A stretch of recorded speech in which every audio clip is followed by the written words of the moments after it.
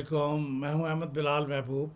अब जबकि कौमी असम्बली को डिज़ोल्व करने में तकरीबन 19 दिन बाकी रह गए हैं और उसके ज़्यादा से ज़्यादा 8 दिन के बाद केयर टेकर गवर्नमेंट का वजूद अमल में आ जाएगा, तो इस वक्त केयर टेकर गवर्नमेंट के बारे में दो खबरें आ रही हैं और दोनों ही अच्छी नहीं हैं।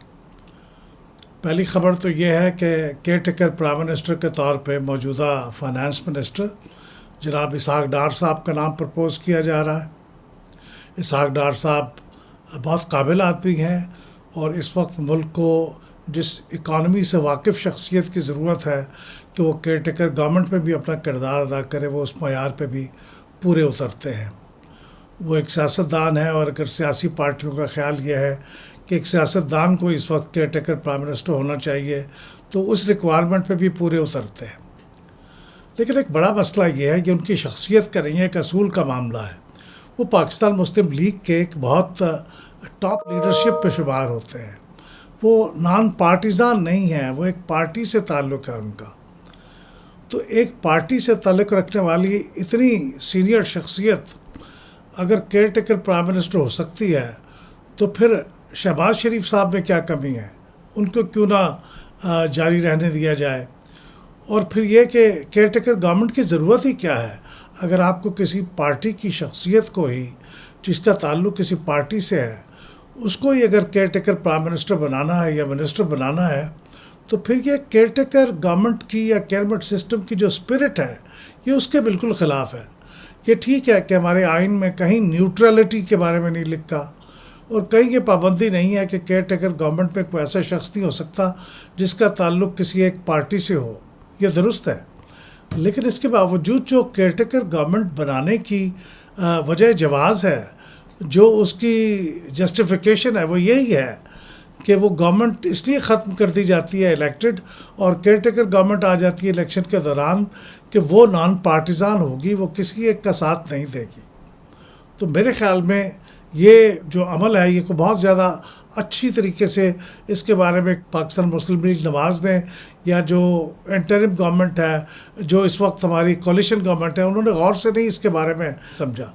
देखिए ये अगर इस तरह का एक्शन होगा तो शायद कानूनी और आइनी तौर पे भी चैलेंज हो जाए, लेकिन उसके अलावा जो अवाम के अंदर इलेक्शंस के बारे में एक तासुर पैदा होगा वो ये होगा कि इंतखाबात फ्री एंड फेयर नहीं हो रहे। तो इसलिए मेरे ख़्याल में इसके ऊपर PMLN को और कोलिशन गवर्नमेंट को अच्छी तरह से गौर कर देना चाहिए। मेरे ख़्याल में तो गैर मुनासिब अमल होगा। इस मौके पे एक सियासतदान कोई बेशक ले आए, लेकिन वो ऐसी शख्सियत हो जिसका ताल्लुक़ किसी एक पार्टी के साथ ना हो और उसके बारे में ये तासुर पैदा ना हो कि ये बहुत जानिबदाराना इंतखाबात होने वाले हैं। दूसरी ख़बर जो केयर टेकर गवर्नमेंट के बारे में आ रही है वो ये है कि केयर टेकर गवर्नमेंट के फंक्शंस के बारे में वो क्या कर सकती है, वो क्या नहीं कर सकती। इलेक्शंस एक्ट 2017 के सेक्शन 230 के अंदर तरमीम करने की भी खबरें गर्दिश में हैं। इस बारे में इसहाक डार साहब ने भी एक टेलीविज़न प्रोग्राम में गुफ्तगू करते हुए इस बात का इकरार किया कि वाकई ये बात ज़ेर गौर है और वहाँ पे ये कहा जा रहा है कि केयर टेकर गवर्नमेंट को इख्तियार होना चाहिए। इसहाक डार साहब ने बहुत फोर्सफुली कहा कि उसको इख्तियार होना चाहिए कि वो लॉन्ग टर्म पॉलिसी डिसीजंस ले सके। यानी वो इस वक्त जो लिखा गया है कि वो सिर्फ डे टू डे काम करे, उसके बजाय उसको पॉलिसी डिसीजंस करने का इख्तियार होना चाहिए। मेरे ख़्याल में ये भी एक दुरुस्त इक़दाम नहीं होगा 3 वजूहात की बिना पे। इसलिए कि केयर टेकर गवर्नमेंट इलेक्टेड नहीं होती, उसको मैंडेट नहीं होता कि वो पॉलिसी डिसीजंस ले, वो लॉन्ग टर्म डिसीजन ले। दूसरी बात यह है कि केयर टेकर गवर्नमेंट जो होती है वो इंतखाबात के ऊपर असरअंदाज हो सकती है। अगर उसने कोई लॉन्ग टर्म डिसीजन लिए, कोई पॉलिसी डिसीजन लिए, तो उससे केयर टेकर गवर्नमेंट की न्यूट्रलिटी मुतासर हो सकती है और इंतखाबात का रुख किसी एक जानब किसी एक पार्टी के हक़ में हो सकता है। और तीसरी बात यह है कि ये फ़ैसले जो किए जाते हैं केयर टेकर गवर्नमेंट पे, ये 3 महीने के बाद जो नई गवर्नमेंट आएगी या 2 महीने के बाद जो नई गवर्नमेंट आएगी उसको प्रीएम्प्ट कर सकती है, उसके रास्ते रोक सकती है। अगर आपने कोई ऐसा लॉन्ग टर्म डिसीजन ले लिया और एक मुआहदा कर लिया तो आने वाली हुकूमत जिसको मैंडेट होगा, जो मुंतखब हुकूमत होगी, उसका रास्ता रुक जाएगा। फिर वो फ़ैसले नहीं कर पाएगी जिस फ़ैसले को करने के लिए उनको मैंडेट दिया गया है। इसलिए मेरे ख़्याल में ये section 230 of the elections act کے اندر جو ترمیم ہے اس کے وہ بہت سوچ سمجھ کے کرنا چاہیے، اور یہ کوئی بہت زیادہ سمجھداری کی بات نہیں ہوگی. اور ایسے موقع پہ یہ ترمیم کی جائے الیکشنز ایکٹ کے اندر، اور ایسی کرٹیکل ترمیم کی جائے، جبکہ ابھی نیشنل اسمبلی کی ڈیسولوشن میں صرف 19 دن باقی ہیں، الیکشن سر پہ کھڑے ہیں.